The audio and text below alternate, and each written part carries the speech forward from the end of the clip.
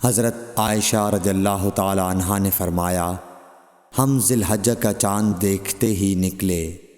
رسول کریم صلی اللہ علیہ وسلم نے فرمایا کہ جس کا دل چاہے تو اسے عمرے کا احرام باندھ لینا چاہیے، کیونکہ اگر میں ہدی ساتھ نہ لاتا تو میں بھی عمرے کا احرام باندھتا۔ اس پر بعض صحابہ نے عمرے کا احرام باندھا اور بعض نے حج کا۔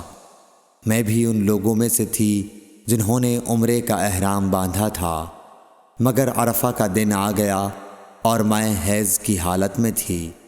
میں نے نبی کریم صلی اللہ علیہ وسلم سے اس کے متعلق شکایت کی تو آپ نے فرمایا کہ عمرہ چھوڑ اور اپنا سر کھول اور کنگھا کر اور حج کا احرام باندھ لے۔